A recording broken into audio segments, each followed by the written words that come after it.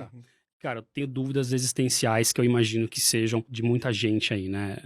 A primeira delas é assim, pô, você conversa com o pessoal de cripto e é um pessoal muito apaixonado, né? Parece que a maioria já tem na cabeça que, sei lá, daqui a alguns anos não vai existir mais nada. Só vai existir cripto, quem não tá vendo é trouxa. E ao mesmo tempo você tem os criptocéticos, quase criptocínicos, né? Os caras que estão falando, pô, esse pessoal aí tá botando dinheiro em pirâmide e não tá percebendo, né? Pergunta então é a seguinte, pô, por que que vocês são tão apaixonados e acreditam tanto que isso vai pra frente? E por que que os céticos, os cínicos não acreditam em vocês?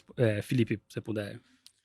Cara, eu acho que a grande questão no fundo, assim, no pilar de tudo que envolve cripto é o que que é o dinheiro. E depois que o Satoshi Nakamoto, criador do Bitcoin, lá em 2009, provou para o mundo que o dinheiro podia ser digital, podia ser descentralizado, não depender de um banco central, podia ser apolítico, podia ser livre de comitês de especialistas e podia ser um negócio que pertence a quem quiser entrar nesse jogo.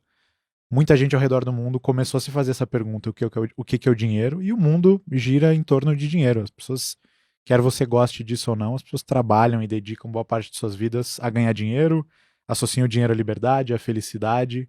E quando o Satoshi mostrou para o mundo que dava para ter um dinheiro que não era sujeito aos humores dos banqueiros centrais e, enfim, dos políticos, da elite, acho que muita gente começou a se fazer essa pergunta e entender que dinheiro é, pode ser descentralizado, pode ser não pertencente a uma entidade que usa o dinheiro como ferramenta para controlar os outros. Então foi a partir daí que, para mim, tudo começou a fazer sentido dentro desse universo. E eu acho que tem muita gente que presume que o dinheiro existe e funciona como funciona porque sempre foi assim e sempre vai ser assim.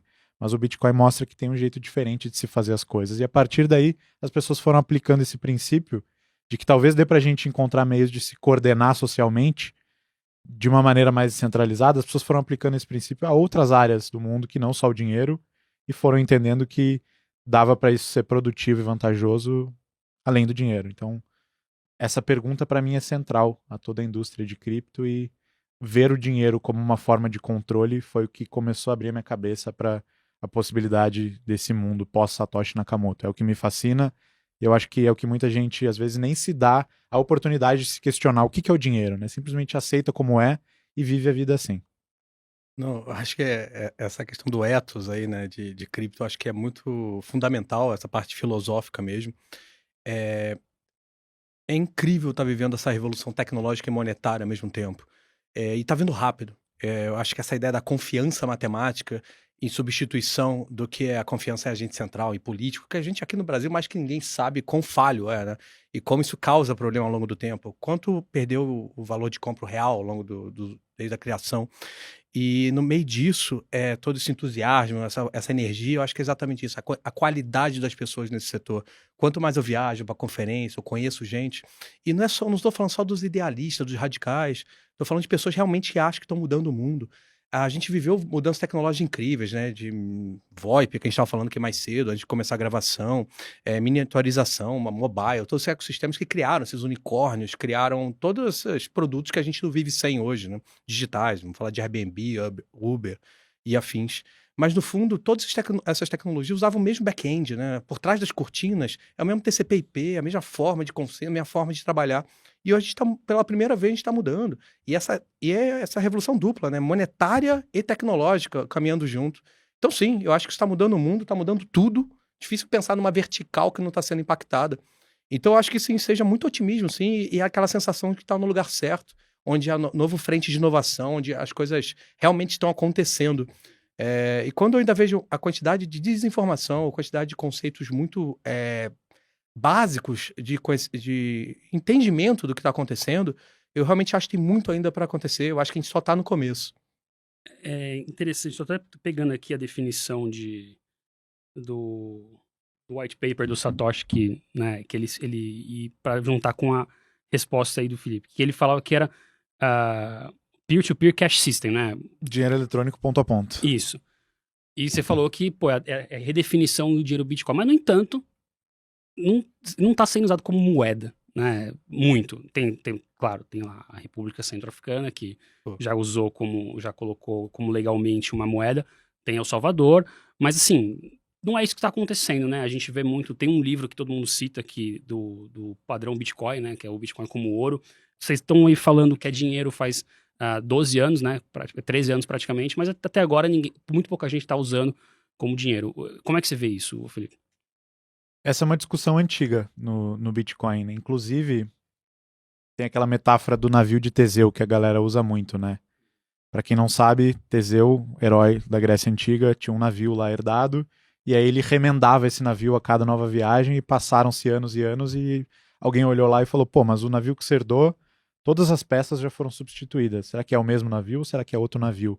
Eu acho que com o Bitcoin acontece um pouco isso, no sentido de que, pô, lá no começo tinha tão pouca gente prestando atenção nisso, hoje tem centenas de milhões de pessoas que detêm ou já usaram Bitcoin, e é muito provável que a narrativa do Bitcoin continue mudando, assim como já mudou ao longo desses 12, 13 anos. Então, o Satoshi usa a palavra cash no white paper dele, né, para definir o Bitcoin, mas tem muita gente que presume ou que acha que o Bitcoin não nasceu para ser uma moeda transacional, pelo menos nesse estágio da vida dele, mas sim nasceu para ser uma reserva de valor, algo mais análogo ao ouro digital. E aí, se você assumir esse ponto de vista, você possuir o negócio, mesmo que você não movimente para lá e para cá e não faça transações, já é uma forma de você estar usando. Hoje, quando me perguntam quantas pessoas usam o Bitcoin, primeiro que é muito difícil de precisar esse número, por conta da natureza pseudônima da rede, mas eu assumo que todo mundo que detém Bitcoin é um usuário de Bitcoin. Não precisa estar transacionando no dia a dia, porque eu subscrevo a essa visão de que o negócio é uma reserva de valor, é um ativo inconfiscável, não necessariamente é uma moeda hoje. Talvez venha a ser um dia uma moeda de troca, né? Então eu acho que, primeiro, as narrativas mudam ao longo do tempo, e segundo, não tem um líder ou um órgão central que vai dizer não, é isso, nasceu para ser isso. O próprio Satoshi colocou a visão dele no mundo, mas a partir do momento em que ele sumiu, ele não é mais relevante para o projeto. Cada um faz do Bitcoin o que quiser. Eu sou o dono da minha casa, mesmo quando eu não tô lá, ela continua sendo minha, né? Então, e a moeda tem esses três papéis, né? De unidade mesmo para contar, né? De unidade monetária, de reserva de valor e de troca. Pelo menos da reserva de valor, você acha que isso aí é a vocação do Bitcoin? Acho que hoje sim. Tem uma teoria que a galera empresta um pouco da escola austríaca de economia, que sugere que o Bitcoin começa como um colecionável, um artefato exótico da internet, uma brincadeira de nerds. O próprio Ralph Finney, que é um criptógrafo antigo famoso, que colaborou com o Satoshi de muito perto, ele falava que, ele via para o Bitcoin vários casos de uso parecidos com os de cartas de beisebol, assim, colecionáveis mesmo. Então, no começo, para mim, era isso, era um colecionável. O negócio evoluiu, a natureza da escassez do Bitcoin passou a ser percebida como um dos atributos principais dele, mais diferentes de todo o resto das moedas ou dos ativos que a gente vê por aí.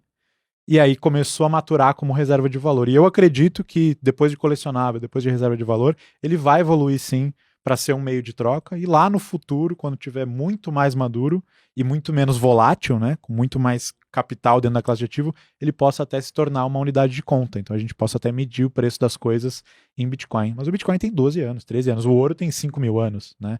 O dólar tem, 100 anos. Então acho que a gente já viveu em fast forward essa última década. Tem muita coisa para acontecer ainda. Eu acho que tem vários. Esse assunto eu acho que ele vale um podcast só. Mas acho que o Felipe começou com uma coisa muito importante sobre a gente dar como certo esse formato de Banco Central e moeda fiduciária que a gente vive hoje como sendo a única forma. E longe de ser, na história, isso existe. Esse talvez seja o experimento de 100 e poucos anos. Desde o Banco Central da Inglaterra, pensando assim.